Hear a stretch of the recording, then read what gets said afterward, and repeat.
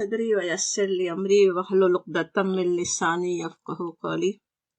سورۃ الحج ہم پڑھ رہے تھے، اس کی آیت 64 تک ہم پڑھ چکے تھے اور آیت 65 سے ہمیں آج پڑھنا ہے۔ اب اس میں یاد کیجئے کہ پچھلی آیات میں کیا بات چل رہی تھی۔ مشکلات میں گھرے ہوئے مسلمانوں کو تسلی دی گئی تھی کہ اللہ کی مدد اور نصرت قریبی ہے۔ پھر اس کے بعد کی آیات میں دن اور رات، بہار اور خزاں کی مثالوں سے اللہ کی قدرت کی یقین دہانی کروائی گئی کہ روزانہ تمہارے سامنے دنیا کیا سے کیا ہو جاتی ہے، اسی طرح تمہارے حالات بھی کیا سے کیا ہو سکتے ہیں، بالکل بدل سکتے ہیں۔ اور اس کے بعد پھر آیت 64 میں اللہ کی قدرت کا جامع بیان تھا، جس پر ہم نے بات ختم کی تھی، جس میں کہا گیا تھا، آیت 64 کو بھی دیکھ لیجئے، لہو ما فی السماوات و ما فی الارض، اسی کا ہے جو کچھ آسمانوں میں ہے اور جو کچھ زمین میں ہے۔ وَإِنَّ اللَّهَ لَهُوَ الْغَنِيُّ الْحَمِيدُ، اور بے شک اللہ وہی ہے بے نیاز اور الحمید، قابل ستائش، خود تعریف کے قابل، سب کچھ اس کا ہے، وہ سب کا مالک ہے، جو چاہے وہ کر سکتا ہے، جو حالات کو جیسے چاہے اس کو تبدیل کر دے، اپنے جن بندوں کی چاہے مدد کرے، جن بندوں پہ چاہے عذاب بھیج دے، وہ سب کا مالک ہے، وہ بتایا گیا۔ اب وہی بات آگے چل رہی ہے، وہی بات جو سمجھائی جا رہی تھی اسی کو اب یہاں ایک اور مختلف طریقے سے سمجھایا جا رہا ہے، بتایا جا رہا۔ ہاں، اللہ تعالیٰ کے جیسے مزید فضل و کرم، اس کی عنایتوں کی طرف توجہ دلائی گئی۔ آیت 65 دیکھیں، علم شروع اس طرح ہوتی، کیا نہیں، یعنی غور کرو، دیکھو، کیا ایسا نہیں ہے، کیا روزانہ تم دیکھتے نہیں ہو، ان اللہ، بے شک اللہ، سخر لکم، بے شک اللہ نے سخر لکم، تمہارے لیے مسخر کیا، تمہارے قابو میں کر دیا، ما فی الارض، جو کچھ زمین میں ہے، ہر چیز تمہارے لیے مسخر کی ہوئی ہے۔ کس طرح تمہیں کیا کچھ اللہ نے عطا کیا، اس پہ ذرا غور کرو، زمین میں کیا کچھ ہے، جو چاہے انسان کر سکتا ہے، جیسے چاہے کام لے سکتا ہے، کیسے کیسے زبردست، انسان سے زیادہ طاقت رکھنے والے جانوروں کو اپنے قابو میں کر لے، اتنی زیادہ طاقت رکھنے والی کیسی کیسی انرجیز ہیں دنیا میں، جس کو انسان اپنے قابو میں کر لیتا ہے، ان سے جیسے چاہے کام لے سکتا ہے۔ تو سخر لکم، کس نے کیا، وہ کس نے تسخیر کیا تمہارے لیے، کس نے ان سب چیزوں کو تمہارے قابو میں دے دیا کہ تم ان سے جیسے چاہے کام لے سکو۔ اور ذرا غور کرو آگے، ذرا دیکھو، وَالْفُلْكَ تَجْرِي فِي الْبَحْرِ بِأَمْرِهِ، اور کشتیاں چلتی ہیں دریا میں، بِأَمْرِهِ، اسی کے حکم سے۔ اس پہ ذرا غور کرو، کس طرح اس کے حکم سے یہ کشتیاں سمندر میں چل رہی ہوتی ہیں۔ اس پہ غور کرنے میں کیا کچھ بات سمجھ میں آتی ہے نا۔ ایک تو اس کا چلنا ہی، کشتی کا ذرا پانی میں کشتی کے چلنے پر ہی غور کریں تو اللہ کی ربوبیت کا اندازہ ہوتا ہے کہ بندوں کو جیسی ضرورت تھی بالکل اس کے لیے بالکل ویسی خصوصیات پانی میں رکھ دی گئیں کہ کشتی اس پر چل سکے۔ پھر ایسے مٹیریل پیدا کیے گئے جو پانی پر تیر سکیں، جس سے انسان کشتی بنائے، کہاں سے کہاں پہنچ سکے، اپنے بزنس چلائے، اب کہاں سے کہاں اپنے وسائل حاصل کرے، ادھر سے ادھر آسانی سے جائے۔ اور پھر وہ آگے بھی اس کا اگر سوچیں، کشتی جب چل رہی ہو، کشتی چلا سکتے ہیں، چل سکتی ہے، لیکن اس کا چلنا کیسے، سب کچھ اللہ کے بس میں ہے۔ کیا انسان کے بس میں تھا، پانی کے اندر کیسی طاقت ہے، سمندر میں کیسی پاور ہے، چاہے تو ایک ذرا سی حضور کی ہوا آئے اور الٹ کے رکھ دے بڑے سے بڑے جہازوں کو۔ ایک کشتی تو کیا ہے، ٹائٹینک جیسے زبردست قسم کے بھی انسان شپ بنا لے، وہ بھی الٹ کر رہ جائے۔ تو وہ کس طرح اللہ تعالیٰ ہے جو چلاتا ہے۔ وَالْفُلْكَ تَجْرِي فِي الْبَحْرِ بِأَمْرِهِ، اس کے حکم سے چلتی ہے، جب تک اس کا حکم ہوتا ہے چلتی ہے۔ یہاں کشتی کی مثال ہے، لیکن ہر چیز کی یہی مثال ہے۔ دنیا میں کتنی چیزیں قرآن میں یاد بھی دلائی گئی، کئی جگہ ہواؤں کا ہی سوچ لیں، کس طرح ہمارے فائدے کے لیے کام کر رہی ہے، سارا وقت ہمارے لیے اس میں خیر ہی خیر ہے، اسی پہ زندگی ہماری ڈیپینڈ کر رہی ہے۔ جب چاہے وہ ہمارے لیے موت بن جائے، طوفان لے آئے، سب کچھ کھاڑ کر رکھ دے، گھروں کو الٹ دے، جو چاہے ہو سکتا ہے۔ تو اللہ کی قدرت تو ایسی ہے، اس کی قدرت پہ بھروسہ رکھو۔ اصل بات وہ سمجھائی جا رہی تھی نا، یہ ساری قدرتیں پڑھتے ہوئے اصل وہ یاد رکھنے کی ضرورت ہے کہ کیسا اللہ پہ توکل رہنے کی ضرورت ہے، جو توکل ہمیں اپنا بڑھانے کی ضرورت ہے، اس پہ بھروسہ کرنے کی ضرورت ہے کہ آج کیسے بھی حالات ہو، کتنے مشکل حالات ہوں، اس سے نکالنا اللہ کے لیے کچھ بھی مشکل نہیں ہے۔ اور پھر غور کرنے کے لیے کہا جاتا ہے، ذرا دیکھو، وَيُمْسِكُ السَّمَاءَ، یمسکو جو ہے میم سین کاف سے، جس کے معنی ہوتے جیسے کسی چیز سے چمٹ جانا یا تھام لینا، تو ویمسکو اللہ تعالیٰ تھامے رکھتا ہے، تو اس کو سنبھالے ہوئے پکڑے ہوئے ہے، السماء آسمان کو، یہ کہ تقع کے معنی جیسے واو قاف عین سے، وقع جیسے کسی چیز کا گر جانا، نیچے گرنا اس کے معنی ہوتے، اور انتقا کہ یہ کہ وہ گر پڑے، علل اردی زمین پر، کہ زمین پہ آ جائے، آسمان گر جائے زمین پہ، الا باذنہ مگر اسی کے حکم سے، اس کا اذن ہو تو گر سکتا ہے، لیکن اللہ تعالیٰ اسے تھامے ہوئے ہے۔ ان اللہ بے شک اللہ بالناس لوگوں پر لرؤوف الرحیم، لام زبر کا یاد ہے تاکید کا بہت زور پیدا کرنے کے لیے، کہ وہ نہایت ہی رؤوف شفقت کرنے والا، اور رحیم بہت مہربان ہے۔ اب یہ بات جو یہاں پہ کہی جا رہی کہ اللہ تعالیٰ نے آسمان کو تھاما ہوا ہے، اللہ تعالیٰ نے زمین کو تھاما ہوا ہے، وہ کس طرح سے ہے، زمین کو سنبھالا ہوا ہے۔ ایک تو یہ بھی بات کہ یہ اللہ تعالیٰ ہی ہے جس نے اس آسمان کو ہمارے لیے اتنی محفوظ چھت بنا دیا، کیا کچھ اس میں جیسے ایسی چیزیں گر سکتی ہیں، پہنچ سکتی ہیں زمین پہ جو بالکل پوری زمین کا خاتمہ کر کے رکھ دیں۔ اسی بات کو سورہ انبیاء کی آیت 32 میں کہا گیا، وَجَعَلْنَا السَّمَاءَ سَقْفًا مَحْفُوظًا، اور بنایا ہم نے آسمان کو محفوظ چھت۔ اللہ تعالیٰ نے ایسی محفوظ چھت بنا دیا، دیکھنے میں بھی کیسی آنکھوں کے لیے ٹھنڈک، نیلی چادر تنی ہوئی، کیا کچھ اوپر ہو رہا ہو وہ انسان کو پتہ نہ چلے کہ کیا کچھ قیامتیں کہیں آ رہی ہیں، کیسے ستارے ٹوٹ رہے ہیں، کیا بن رہے ہیں، وہ کچھ پتہ ہی نہ چلے، اور پھر کس طرح سے کیا کچھ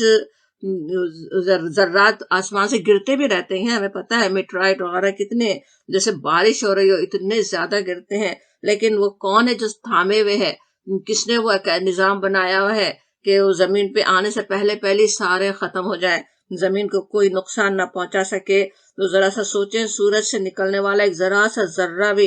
اگر زمین پہ آ جائے تو کیسے پوری زمین کو تباہ کر ڈالے نا۔ یہ اللہ تعالیٰ کا بنایا ہوا نظام ہے کہ زمین تک پہنچنے سے پہلے ہی اللہ تعالیٰ اسے محفوظ کر دیتا ہے زمین کو، وہ سب چیزیں زمین کو نقصان پہنچا ہی نہیں سکتی۔ تو پھر یہ کہ اس کے علاوہ بھی سوچیں کہ اللہ تعالیٰ نے جو آسمان اور زمین جو بنائے ہوئے، آسمان جب ویسے کہا جائے تو اصل میں بات ہوتی ہے جیسے کائنات کی طرف اشارہ ہوتا ہے نا، تو یونیورس کہا جا سکتا ہے اس کو، پوری یونیورس کی بات ہو رہی ہے۔ سورہ فاطر میں بھی یہ بات کہی گئی کہ کس طرح اللہ تعالیٰ نے آسمان کو تھاما ہوا ہے، وہاں پہ ہے کہ ان اللہ یمسک السماوات والارض ان تزولا، حقیقت یہ ہے کہ اللہ ہی ہے جو آسمان اور زمین کو ٹل جانے سے روکے ہوئے، تزولا کہیں تو جیسے ہل جائے، ٹل جائے، اس کائنات کو اتنی بہترین طریقے سے سنبھالا ہوا کون ہے؟ اللہ ہے، جس نے اسے یمسک السماوات والارض، یہاں پہ کہا گیا آسمان و زمین سب کو، پوری کائنات کو اس نے تھاما ہوا ہے۔ وَلَئِن زَالَتَا، زالتا کہیں تو وہ تزولا جیسے تھا، وہی لفظ زالتا ہل جانا، کہ اگر وہ ٹل جائے، ان امسکہا من احد من بعدہ، تو اللہ کے بعد کوئی دوسرا ان کو تھامنے والا نہیں، یعنی کوئی اور تھام نہیں سکتا۔ اگر وہ ہل جائے، سوچیں کتنے ایکوریٹلی اپنے اپنے آربٹ پہ ہر ایک چیز چل رہی ہے، ذرا سا بھی اگر ہل جائے تو کیا سے کیا ہو جائے، دنیا میں کیسی تباہی آ جائے، سب کچھ ختم ہو جائے، اللہ تعالیٰ ہے جو تھامے ہوئے نا۔ اور دلچسپ بات یہ ہے کہ آج بڑے بڑے سائنٹسٹ، فزسسٹ اس بات کی کوئی توجہ نہیں کر سکتے، کوئی ان کو لاجک سمجھ میں نہیں آتی کہ یہ یونیورس قائم کیسے ہے۔ کاسموس میگزین وغیرہ پڑھ کر دیکھیں، گوگل کریں تو اندازہ ہوتا کہ اس یونیورس کے اوریجن کا، اس کی ابتدا کے بارے میں انسان جو کچھ جانتا ہے اس کے لحاظ سے، یعنی جو سائنسی جو لاجک ہے اس کے لحاظ سے، تو اس کائنات کو موجود ہی نہیں ہونا چاہیے تھا، اس کو پیدا ہوتے ختم ہو جانا چاہیے تھا، لیکن اس کی کوئی وجہ نہیں پتا چلتی فزسٹ کو کہ کیوں وہ قائم ہے۔ ابھی اللہ تعالیٰ ہمیں بتاتا ہے، اللہ تعالیٰ کی اتنی یہ بڑی نشانی ہے کہ اللہ کی کتاب ہمیں بتا رہی ہے کہ اللہ تعالیٰ ہی ہے جو انہیں تھامے ہوئے ہے، انہیں گرنے سے، تباہ ہونے سے بچائے ہوئے ہے۔ اصل یہ جو ریزن ہے کائنات کے موجود ہونے کا، جو انسانوں کو آج سمجھ میں نہیں آ سکتا، وہ یہ ہے کہ اللہ تعالیٰ کی یہ مرضی ہے، اللہ تعالیٰ نے اسے تھاما ہوا ہے۔ اور پھر کہا جاتا ہے کہ ان اللہ بالناس لرؤوف الرحیم۔ سورہ فاطر کی جو آیت ہم اوپر یاد کر رہے تھے، اس میں آخر میں تھا کہ انہ کان حلیمن غفورا، کہ اللہ تعالیٰ بہت ہی حلیم اور غفور ہے، حلم والا ہے اور بہت بخشنے والا ہے۔ اور یہاں اللہ کی صفات آ رہی ہیں، رؤوف اور رحیم ہے۔ تو سمجھ میں آتا ہے کہ جو اسماء حسنہ جو آ رہے ہیں، کس طرح رؤوف الرحیم، کس طرح رافت سے نا، جس کے معنی کہ کسی کی تکلیف کو محسوس کرنا، اس کا خیال کرنا، محبت اور ہمدردی کرنا۔ تو سمجھ میں آتا ہے کہ اصل جو اشارہ ہو رہا ہے اس کے ذریعے سے وہ یہ کہ انسانوں کی سرکشی، ان کے گناہ، ان کے ظلم تو ہر لمحے اللہ کے غضب کو دعوت دیتے رہتے ہیں، اور اللہ تعالیٰ کے لیے ایک یعنی لمحوں میں اس پوری زمین کا بلکہ اس پوری یونیورس کا خاتمہ کر دینا کچھ مشکل نہیں ہے، اس کے کلی اختیار میں ہے کہ ایک اس کے کلمہ کن سے پوری زمین تباہ ہو سکتی، لیکن کیونکہ اللہ تعالیٰ حلیم اور غفور ہے، بخشنے والا ہے، رؤوف اور رحیم ہے، اپنے بندوں پر شفیق اور مہربان ہے، انہیں رہنے بسنے کے مواقع عطا فرماتا ہے، انہیں سنبھالے رکھتا ہے، انہیں جلد عذاب میں پکڑنے کے بجائے مہلت عطا فرماتا ہے۔ سوچئے کچھ گناہ ہوتے ہی ایک زندگی کا ایک حصہ انسان کیسے پوری غفلت میں گزار دے، مسلمان ہوتے ہوئے بھی کیسے غفلت میں بھی گزار سکتے ہیں، اسی وقت اگر اللہ تعالیٰ پکڑ لے، عذاب دے دے تو موقع ہی کیسے ملتا۔ لیکن اللہ کی یہ حلم اور غفاری ہے، اس کا رؤوف اور رحیم ہونا ہے، جو اللہ تعالیٰ مہلت دیتا ہے، فوراً نہیں پکڑتا، فوراً عذاب نہیں آتا۔ جو پورے سارے دنیا کے انسان مل کر آج اتنا فساد کر رہے ہوں، ایسے ظلم و ستم پھیلا رہے ہوں، لیکن اللہ تعالیٰ زمین کو تباہ نہیں کر دیتا ان کی وجہ سے، بلکہ موقع دیتا ہے، پھر مہلت مل سکتی ہے اور پھر ہدایت مل سکتی ہے اگر موقع ہو، مہلت ہو، ورنہ یعنی اللہ تعالیٰ ہی کیا تباہ کر دے، خود زمین و آسمان انسانوں کے گناہوں کی وجہ سے جیسے پھٹ پڑنے کو تیار ہو۔ سورہ مریم کی اکثر جو آیت ہم یاد کرتے رہے کہ انسانوں کی شرک کی وجہ سے وہاں پہ کہا گیا نا کہ قریب ہے کہ یکاد السماوات، قریبی ہے کہ آسمان پھٹ پڑے، زمین شق ہو جائے، پہاڑ گر جائیں، لیکن اللہ تعالیٰ رو کے رکھتا ہے، اللہ تعالیٰ بچائے رکھتا ہے انسانوں کو۔ وہ بات یہاں پہ یاد دلائی گئی کہ بتا کر کہ اللہ تعالیٰ ہے جو تھامے ہوئے ہے زمین کو، اس کے اذن سے ہی تھمی بھی ہے، اور اللہ تعالیٰ رؤوف اور رحیم ہے، ورنہ تو ابھی عذاب آ سکتا تھا جو انسانوں کے جیسے گناہ ہیں اس کی بنا پر۔ اور پھر آیت 66، وَهُوَ الَّذِي، اور وہی ہے جس نے احیاکم، زندہ کیا تمہیں، ثم پھر یمیتکم، مار ڈالتا ہے تم کو، ثم یحییکم، پھر زندہ کرے گا، ان الانسان، بے شک انسان، لکفور، ناشکرہ ہے۔ یہاں بھی لام زبر تاکید کا آ رہا ہے کہ بہت ہی وہ ناشکرہ ہے انسان، جیسے کہنے کے لیے بتایا جا رہا ہے۔ اب یہاں بات ہو رہی کہ جس طرح اوپر تھا نا کہ ابھی آیت ہم نے 64 یاد کی تھی پڑھنے سے پہلے، شروع کرنے سے پہلے، کہ کس طرح لہو ما فی السماوات و ما فی الارض، وہاں پہ کہا گیا تھا کہ سب آسمان و زمین سب اسی کے لیے ہے۔ تو اب اس میں پھر ہمارا وجود بھی، ہمارے سارے معاملے بھی اسی کے ہاتھ میں ہیں نا۔ اللہ تعالیٰ ہمیں اون کرتا ہے، لہو کہیں تو کیسا ہوتا ہے، اسی کے ہیں، وہ سب اسی کا ہے، اور ہماری زندگی، ہمارا مرنا، ہمارا جینا، یہ زندگی اور پھر موت کا آنا، پھر آخرت کی زندگی، سب کچھ اس کے اختیار میں ہے۔ وہ یہاں پہ کہا جا رہا ہے کہ وہی ہے جو حیاکم، زندہ کیا تم نے، کس نے کیا تھا زندہ، کس نے تمہیں زندگی بخشی تھی، پھر موت بھی اسی کے ہاتھ میں، دوبارہ بھی پھر وہ زندہ کرنے والا ہے۔ یہ تو اللہ تعالیٰ کا معاملہ ہے، سب کچھ وہ دے رہا ہے، نہ صرف زندگی دے رہا ہے بلکہ زندگی کے لیے جو کچھ چاہیے وہ سب کچھ بھی اللہ تعالیٰ ہی ہے جو مہیا فرما رہا ہے۔ ایک پورے ہمارے اس وجود کو قائم رکھنے کے لیے کیا کیا ہمیں چاہیے، وہ سب کچھ اس کے ہاتھ میں ہے، وہ سب کچھ عطا کر رہا ہے وہ رب کریم۔ اور انسان کا کیا معاملہ ہے، لکفور، بہت ہی ناشکر، اپنے شکر میں بہت پیچھے ہے۔ اب ناشکر گزاری کیا ہے انسان کی، کس طرح وہ ناشکرہ ہے۔ ناشکر گزاری میں سب سے بڑی تو یہ کہ وہ کتنے انسان ہیں جو اللہ تعالیٰ کے وجود کا انکار کر دیں۔ پھر کوئی ایسا ہے کہ اللہ کو تو مانے لیکن الہ واحد نہ مانے، اس کے ساتھ دوسروں کو شریک کریں۔ اللہ تعالیٰ کو جس طرح ماننا چاہیے، جیسی اس کی ہستی ہے اس طرح ماننے کے بجائے اپنی مرضی سے خود ہی کچھ سمجھ لیں، جیسے کہ اللہ تعالیٰ نے بس دنیا بنائی اور ایک طرف بیٹھا ہوا ہے، یا یہ کہ اللہ تعالیٰ حساب ہی نہیں لینے والا ہے، اور بھی کتنے غلط تصورات ہیں جو انسانوں نے بنائے ہوئے ہیں۔ وہ سب بھی کیا ہے؟ اللہ کی ناشکری ہے، اللہ کے وجود کو نہیں پہچاننا، اپنے رب کریم کے وجود کو ہی جاننا ہی نہیں، تو وہ کتنی بڑی ناشکری۔ پھر دوسری یہ کہ سب کچھ جانتے ہوں، سب مانتے ہوں، اللہ کو الہ واحد بھی مانتے ہوں، لیکن اس کے آگے سر تسلیم خم کرنے سے انکار کر دے، اس کی مکمل اطاعت کرنے کے بجائے اپنی منمانی چلانا چاہے، اپنے نفس کی بندگی کرنا چاہے، تو وہ بھی کیسی ناشکری ہے نا، کیسی ناشکریاں ہیں جو انسان کرتا ہے۔ اسی لیے قرآن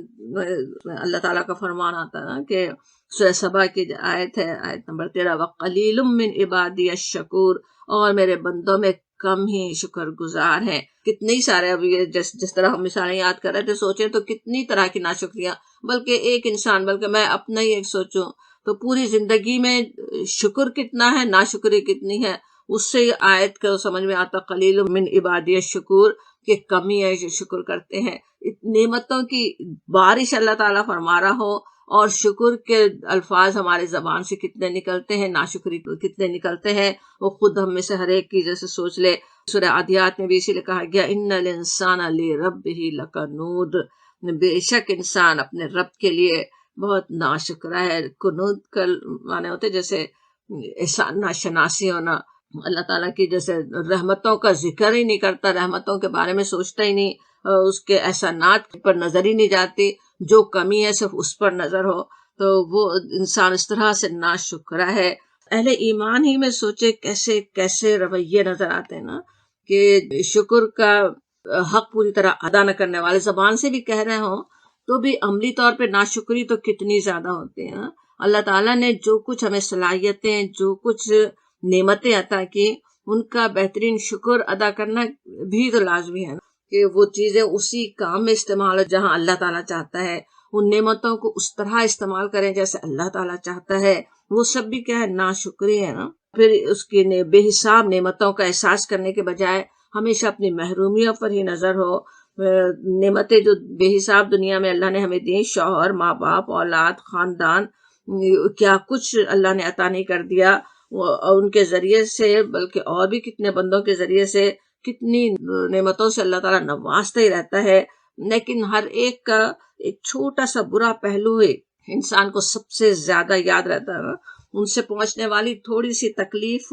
بار بار اذیت ہی دیتی رہتی ہے۔ انسانوں کے بھی شکر کرنا کیا ہے؟ اللہ تعالیٰ کا شکر کرنا ہے نا۔ اللہ تعالیٰ نے وہ انسان ہمیں عطا کیے، ان کا شکر نہ ادا کرے وہ بھی اللہ کی ناشکری ہے نا۔ انسانوں کے بلکہ اپنے ہی رویے کو ہم دیکھیں تو بالکل ان آیات کی جیسے حقیقت سمجھ میں آ جاتی نا، جو کہی جا رہی۔ یہاں پہ کہا گیا کہ لکفور، انسان ہے بڑا ناشکرا، یا جو آیات ہم نے یاد کی ان الانسان لربہ لکنود، اور یہ کہ میرے کم ہی بندے شکر کرنے والے ہیں۔ لیکن یہ بھی سوچنے کی بات ہے یہ آیات جو آتی ہیں وہ کس لیے ہیں؟ وہ آیات ہمیں کیا یاد دلانے کے لیے ہوتی ہیں؟ کہ ہم شکر کا حق ادا کرنے کی فکر کریں، ہم شکر گزار بنے۔ وہ جو ہمارا خالق ہے، جو میرا خالق ہے، جس نے مجھے بنایا، کیسی بے بہا نعمتیں مجھے عطا کی، صرف میرے وجود میں ہی سوچے تو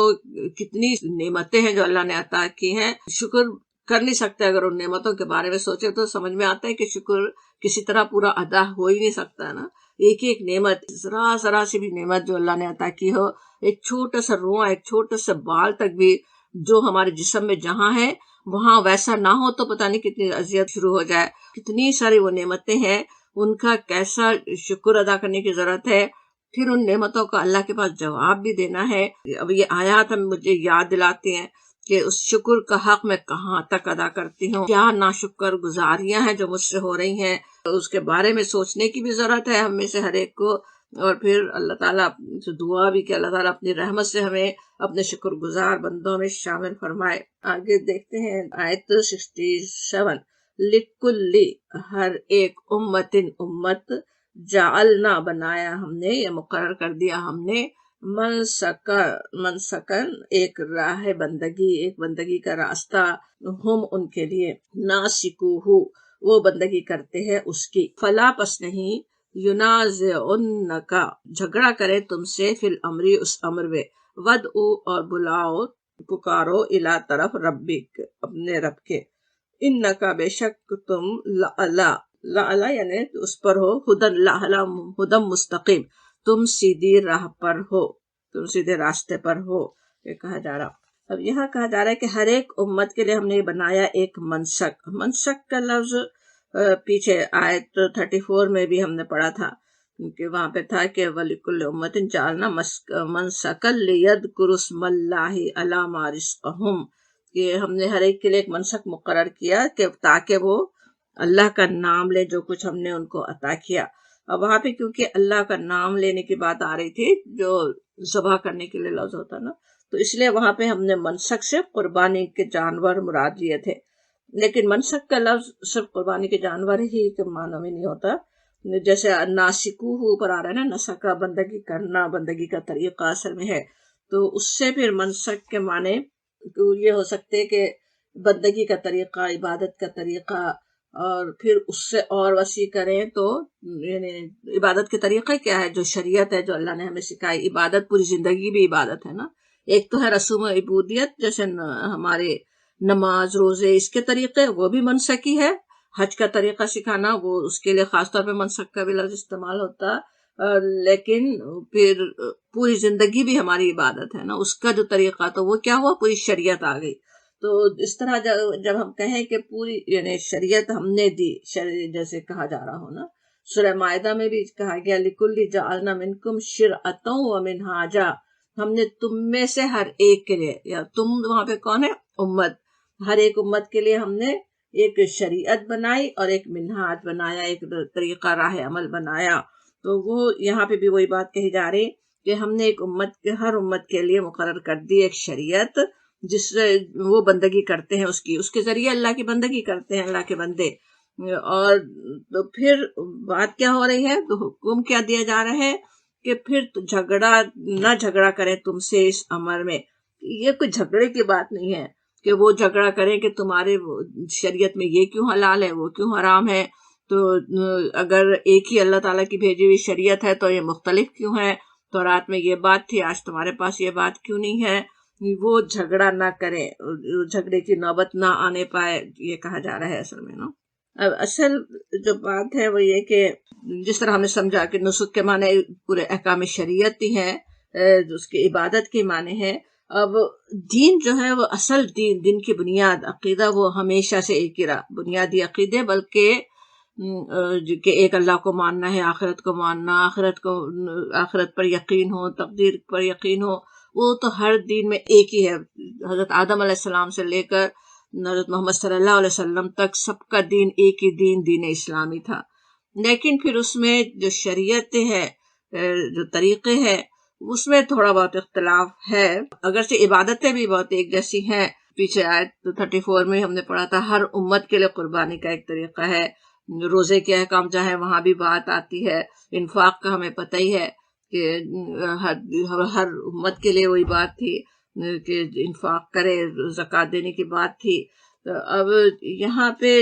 جس طرح آ رہا ہے کہ ہم نے ایک ضابطہ، ایک طریقہ ہر ایک کے لیے مقرر کیا، اور اگر جیسے اللہ چاہتا تو ایک ہی امت بنا دیتا نا۔ اور سورہ مائدہ کی جو آیت ہے، بلکہ اس کو ہم دیکھ ہی لیتے ہیں آگے، اور بھی جو ابھی ہم یاد کر رہے تھے اس کے آگے ہی ہے کہ وَلَوْ شَاءَ اللَّهُ لَجَعَلَكُمْ أُمَّةً وَاحِدَةً، اگر اللہ چاہتا تو تم کو ایک ہی امت بنا دیتا۔ یعنی اللہ کے لیے کچھ مشکل نہیں تھا کہ وہ شریعت ایک ہی رہتی، آدم علیہ السلام سے قیامت تک کے لیے ایک ہی شریعت رہتی، لیکن اللہ تعالیٰ کی مرضی نہیں تھی، اس میں بہت سی اللہ کی حکمتیں تھیں۔ اس میں سے ایک حکمت یہاں پہ بتائی جاتی وَلَٰكِن لِيَبْلُوَكُمْ فِيمَا آتَاكُمْ، اس نے چاہا کہ اس چیز میں تمہاری آزمائش کرے جو اس نے تمہیں بخشی ہے۔ فَاسْتَبِقُوا الْخَيْرَاتِ، یہ سورہ مائدہ کی آیت نمبر 48 ہے۔ تو وہاں پہ بھی ہے کہ تمہارا کام کیا ہے کہ تم تو بھلائیوں پہ سبقت لے جانے کی کوشش کرو، تو ایک دوسرے سے آگے بڑھنے کی کوشش کرو، نیکیوں میں بھلائیاں حاصل کرنے کی اصل فکر ہو، بجائے اس کے کہ اس بات پہ لڑائیاں ہوں کہ یہ اختلافات کیوں ہیں، یا اختلافات پر ہی بات ہو، تمہارے کرنے کا کیا کام ہے وہ بتایا جا رہا نا۔ تو اصل بات یہ کہ اللہ تعالیٰ نے ہر امت کو شریعت اور کتاب دی جس کا اتباع ان پر فرض تھا۔ پھر کیا ہوتا ہے، وقت کے ساتھ ساتھ بدعتیں شامل ہوئی، دین کی شکل ہی مسخ ہو کر رہ گئی، پھر اللہ تعالیٰ نے اپنے رسول بھیج کر ان کی اصلاح کی، اور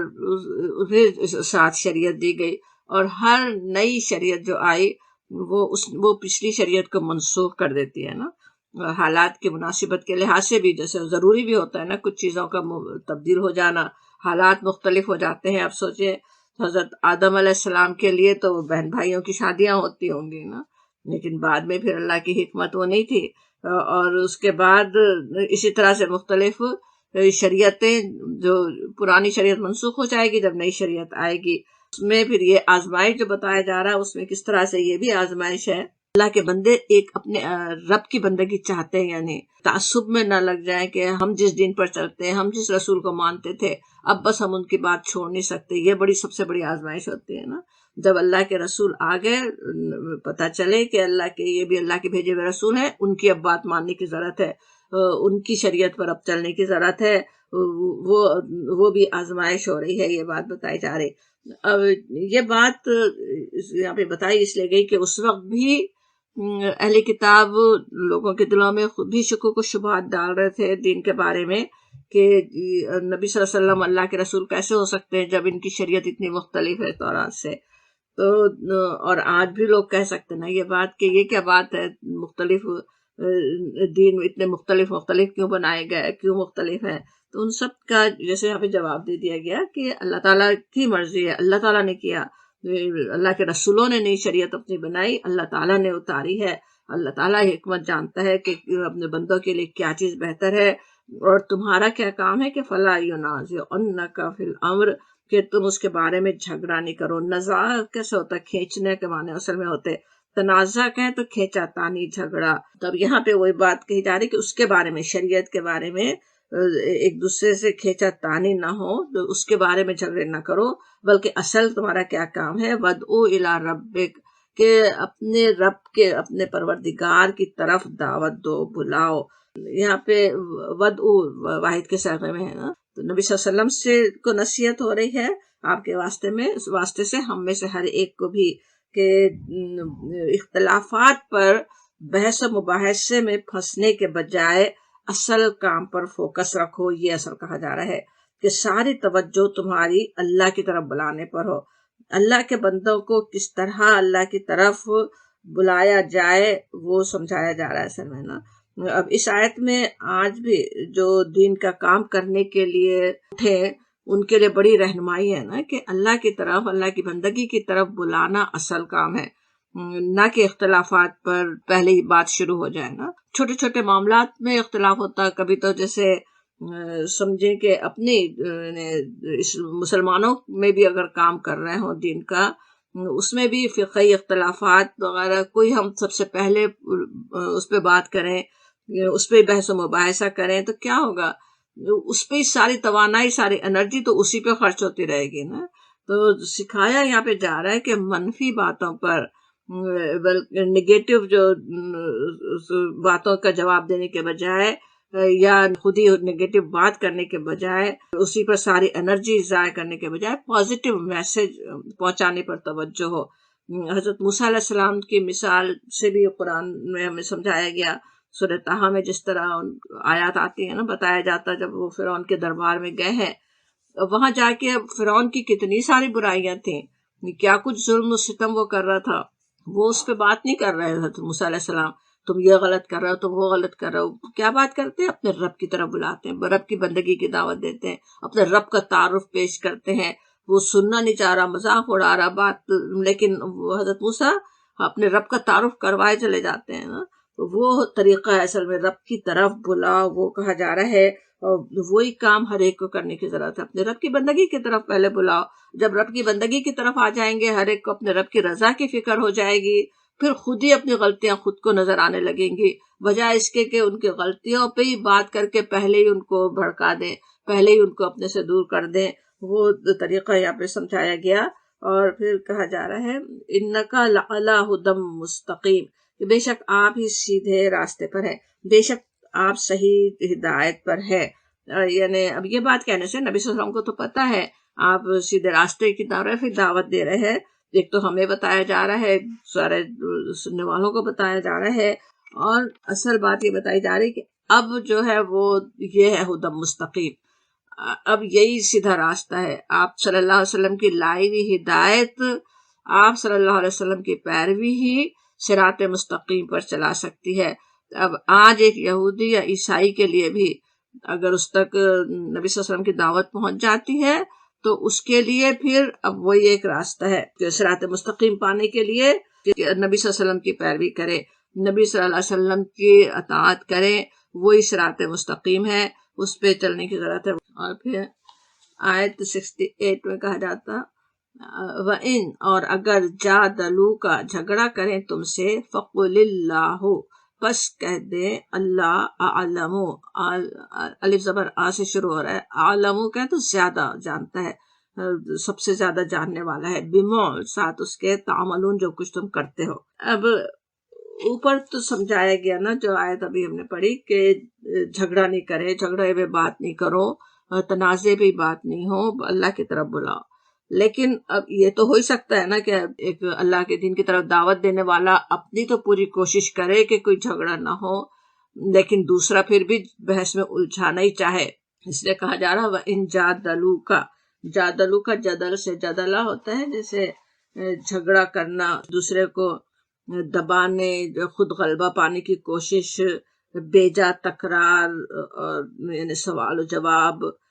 طویل گفتگو سے جھگڑے کو طول دینا، یہ ہوتا جدل۔ تو جادلو کا اگر وہ بحث میں الجھانا چاہیں تو ہمارے لیے قرآن کی ہدایت کیا ہے کہ فَقُلِ اللہ بس کہہ دو اللہ اعلم بما تعملون، تو بس کہہ دو کہ اللہ خوب جانتا ہے جو کچھ تم کر رہے ہو۔ جھگڑے کو ختم کرنے، بحث مباحثے سے دامن بچانے، اور ایسی سچویشن جس میں لوگ پھنسانا چاہتے ہوں اسے اوائڈ کرنے کے لیے کیا بہترین طریقہ ہے۔ اگر آج پچھلی شریعت میں جو حکم تھا اسے کینسل کر کے ایک دوسرا حکم دے دیا تو وہی جانتا ہے، اس کی حکمت، اس کی ضرورت جاننے والا اللہ تعالیٰ ہے، اللہ عالم، بتا دو اللہ زیادہ جاننے والا ہے۔ اور بما تعملون بھی ہے کہ جو کچھ تم کرتے ہو، یعنی وہ بھی پتا ہے اللہ تعالیٰ کو کہ تمہارے دل میں کیا ہے، تم کیا چاہتے ہو، تمہارے پاس کیا تعصب ہے، تم اپنے اللہ کی بندگی چاہتے ہو یا اپنے خیالات کے بندگی کرنا چاہتے ہو، وہ سب کچھ اللہ تعالیٰ جاننے والا ہے۔ ایک ہی شریعت کے ماننے والے، وہ بھی ہو سکتا ہے کہ ایک شریعت کے حکم کو بھی دو مختلف طرح سے لوگ سمجھ رہے ہو نا۔ سوچیں حنفی اور مالکی فقہ میں اگر کوئی فرق ہے، اصل تو وہ شریعت ہی سمجھا رہے ہیں نا، بتا رہے ہیں کہ اللہ تعالیٰ کے حکم پہ کیسے عمل کریں، لیکن ایک نے ایک طرح سوچا کہ ہمیں اس طرح عمل کرنا چاہیے، دوسرا یہ سوچ رہا ہمیں اس طرح عمل کرنا چاہیے۔ اب یہاں اس پہ بحث کرنے کے بجائے کوئی اگر بحث کرنے آئے بھی تو بس کہہ دو قل اللہ عالم، کہہ دو اس کو کہ اللہ زیادہ جانتا ہے، اور یہ کہ جو کچھ تم کرتے ہو تمہارے دل میں اخلاص ہے، تم ایک اللہ کی بندگی کرنا چاہتے ہو، وہ بھی اللہ تعالیٰ جانتا ہے۔ اخلاص کے ساتھ سوچے دونوں مختلف طریقے بھی اللہ تعالیٰ کے پاس قابل قبول ہے، اللہ تعالیٰ اس کو قبول کرنے والا ہے۔ ایک ضروری کہ غلط ہو نا، فقہی اختلافات میں تو غلط ہے بھی نہیں نا، تھوڑی بہت کچھ ہو سکتی ہے خرابی کہ ایک زیادہ بہتر ہے، ایک زیادہ احسن ہے، ایک اتنا احسن نہیں ہے، لیکن اللہ تعالیٰ دونوں کو قبول کر سکتا ہے، دونوں کو بہترین جزا دے سکتا ہے۔ اور اگر اس کے بجائے کہ اللہ کی بندگی اس کی رضا کی فکر سے زیادہ اپنی اوپینین عزیز ہے، اپنا فرقہ عزیز ہے، تو وہ بھی اللہ تعالیٰ جانتا ہے۔ اگر اس نیت سے کوئی کر رہا تو دونوں ہی گناہگار بھی ہو سکتے ہیں نا۔ تو وہ ساری یہاں پہ یاد دہانی کروا دی گئی کہ اس بحث میں الجھنے سے بچانے کے لیے دیکھیں کتنی ہدایات مل رہی ہیں نا۔ پہلے بھی تھا کہ اس پہ بات ہی نہیں کرو، اس پہ جھگڑو نہیں، پھر کوئی جھگڑے بھی تو اس طرح سے دامن بچا لو، جھگڑوں میں نہیں جاؤ، بس اللہ تعالیٰ پہ معاملہ چھوڑ دو۔ اور پھر آگے وہی بات اور سمجھائی جاتی، اللہ یحکم بینکم، اللہ فیصلہ کرے گا تمہارے درمیان یوم القیامت، قیامت کے دن، فیما کنتم فیہ تختلفون، جس میں تھے تم اختلاف کرتے، یعنی اصل تو اللہ تعالیٰ فیصلہ کرنے والا ہے قیامت کے دن۔ یہ بات کہہ دینا ابھی کس طرح سے ہوتا نا، بالکل ہی جھگڑا کرنے والوں کے لیے تنبیہ ایک طرح سے نا کہ اصل فیصلہ اللہ تعالیٰ کرنے والا۔ اب یہ بات ویسے کہنے سے کہ اللہ تعالیٰ فیصلہ کرنے والا ہے جب بات کہہ دیں تو کس طرح سے ہوتا نا، بالکل ہی جھگڑے کو ختم کر دینے والی بات ہے۔ ایک تو خود ہر انسان بھی جب سوچیں جیسے اختلافات ہو رہے ہوں دین کے نام پہ، جب جھگڑا چل رہا ہو تو یہی بات انسان بھول جاتا ہے کہ اصل بات کیا ہے نا، کہ اصل تو ہمیں اپنے اللہ کو راضی کرنا ہے، اپنے اللہ کو ناراض نہیں ہونے دینا ہے، اللہ کے سامنے ایک دن کھڑا بھی ہونا ہے، اپنے ایک ایک عمل کا حساب بھی دینا ہے۔ اور اسی بھول میں اگر انسان آ جائے تو کیا ہوتا ہے، دوسروں کی غلطیاں ہی جیسے سامنے آتی رہیں گی، دوسرے کی غلطیاں تو بہت نظر آ رہی ہیں اور اپنی غلطی پہ نظر ہی نہیں جاتی. تو یہ اس طرح کی آیات ہمیں یاد دلاتی، ہمیں بھی انسان جو خود اپنے آپ بھی سوچے کہ جب یہ بات کہہ رہے ہو، جب دوسرے کو کہہ رہے ہو کہ اللہ تعالیٰ فیصلہ کرنے والا ہے قیامت کے دن، اپنے آپ کو پہلے انسان یاد دلائے میں تو کہیں غلطی نہیں کر رہا، میں تو کہیں غلطی نہیں کر رہی. قیامت کے دن جب مجھے کھڑا ہونا ہوگا کہیں میں غلطی پہ نہ ہوں. اپنی غلطی کا پہلے جائزہ انسان لے لے. وہ آخرت کی فکر انسان کو اصل میں اپنے اعمال کو ٹھیک کرنے کا دل میں ڈال دیتا ہے نا جذبہ، کہ اپنے اعمال ہی کو زیادہ انسان دیکھے، اپنے رب کے سامنے کھڑے ہونے کی خود پہلے فکر کر لے، اور وہ اللہ تعالیٰ اصل سارا فیصلے کر دے گا. جو کچھ اختلاف ہو رہے ہیں وہ تو وہاں پہ پتہ چل جائیں گے، اور اس کے لیے پھر یعنی ہم بھی کر لیں، اور جس سے مخاطب ہیں، جس سے جھگڑا چل رہا ہے یا کوئی جھگڑا کرنے آ رہا ہے، وہ بھی یہ سوچ لے کہ اصل اس بات کی فکر رکھے کہ وہاں پہ کامیاب ہو جائے،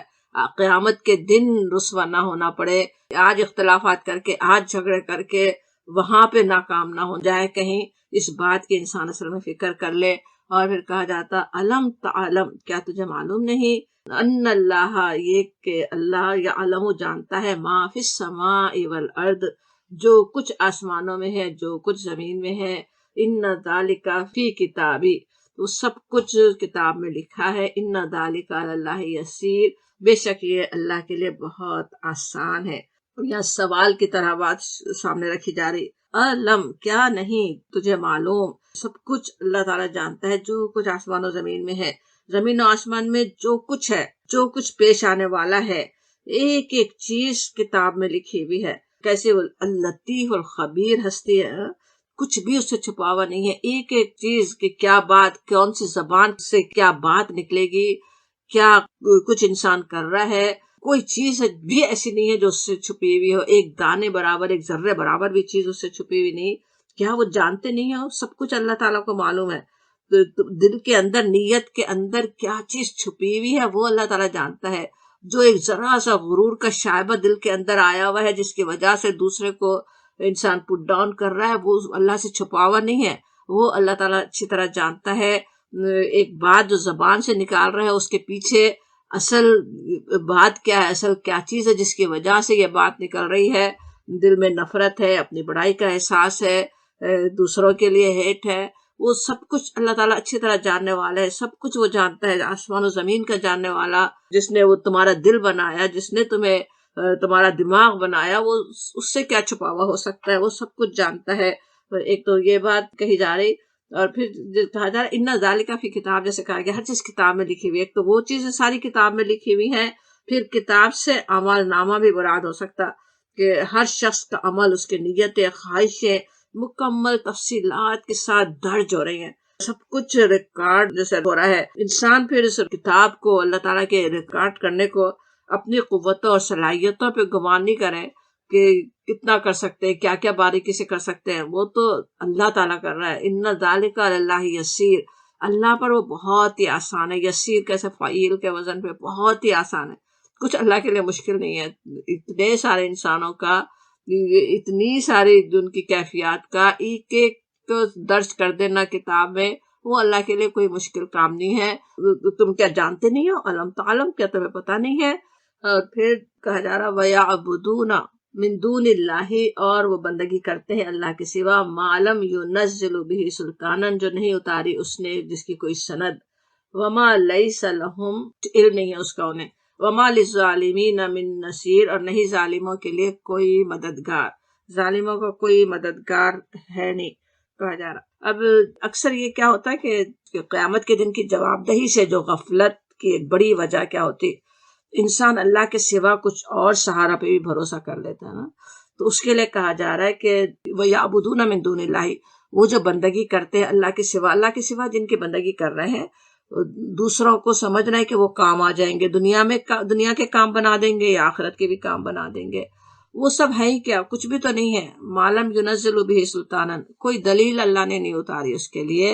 اور نہ وَمَا لَيْسَ لَهُم بِهِ علم، کوئی علم بھی نہیں ہے ان کے پاس. سوچے انسانوں کے لیے علم کے جو ذرائع ہیں وہ دو ہی ہیں نا، جس سے ایک تو یہ کہ اللہ تعالیٰ نے جو دیکھنے، سننے، سمجھنے کی صلاحیتیں عطا کی، اس کے ذریعے مشاہدہ کر کے دنیا کا علم حاصل کرے انسان، یا پھر اللہ تعالیٰ کے نازل کردہ علم، رسولوں، اپنی کتابوں کے ذریعے سے جو اللہ نے علم اتارا، تو وہ ہے علم کا ذریعہ. تو دونوں کا یہاں پہ کہا جاتا ہے کہ وہ اس کے ذریعے سے کوئی پتہ نہیں چلتا کہ کوئی اور اللہ کا شریک ہے, کوئی اور مدد کر سکتا ہے, جس سے معلوم ہو کہ نعوذ باللہ اللہ کا کوئی شریک ہے. کہیں کوئی دلیل مل رہی ہے, دنیا میں کوئی دلیل نظر آ رہی ہے, کہیں دیکھتے ہو, یا پھر کوئی کسی کہیں کتاب میں ہے, صاف صاف بتا دیا جا رہا ہے کہ وما للظالمین من نصیر, ان ظالموں کے لیے کوئی مددگار نہیں ہے, نہ دنیا میں نہ آخرت میں. نہ سوچیں پورا قرآن پڑھ جائے, کوئی ایک آیت بھی ایسی نہیں ہے جس سے یہ پتہ چلے کہ جس طرح کہا جا رہا ہے معلم ینزل بہ سلطان, اللہ نے کوئی دلیل نازل ہی نہیں کی اس کے بارے میں کہ ظالمین کو کوئی پناہ دینے والا ہوگا, کوئی ان کی مدد کرنے والا بھی ہوگا. نبی صلی اللہ علیہ وسلم تک جنہیں مقام محمود حاصل ہوگا, اللہ تعالیٰ کے پاس سب سے بلند مقام رکھنے والی ہستی ہے نا نبی صلی اللہ علیہ وسلم. لیکن آپ بھی شفاعت بس ان کے لیے کر سکیں گے جن کے لیے اللہ تعالیٰ اجازت دے. قرآن صاف صاف یہ بات بتا دیتا ہے نا ہمیں. اور جو دنیا میں ڈرنے والے تھے, ایمان رکھنے والے تھے, ان سے غلطیاں ہو گئی, اللہ تعالیٰ ان کی معافی کے لیے ذریعہ بنا دے گا. مقام محمود آپ کو دیا گیا, یا اور بھی شفاعتیں کر سکتے ہیں کچھ لوگ, لیکن بس انہی کے حق میں. ظالمین کے لیے تو کوئی نصیر نہیں ہے. اللہ تعالیٰ کو جو بھول جائے, جو اللہ کی نافرمانی کرے, جو اللہ تعالیٰ کی بندگی نہ کرنا چاہے, اس کے لیے تو کوئی مددگار ہے نہیں. وہ انسان سمجھ لے ایک اللہ کے سامنے کھڑا ہونا ہے تو اس کے لیے اصل فکر رکھے, آج اپنے اعمال کو دیکھے, اپنے اعمال کو خود اس کے لیے آج ٹھیک کر لے. وہ بات سمجھائی جاتی. انشاءاللہ پھر اب اگلی آیات ہم اگلی کلاس میں پڑھتے ہیں. وآخر دعوانا الحمدللہ رب العالمین.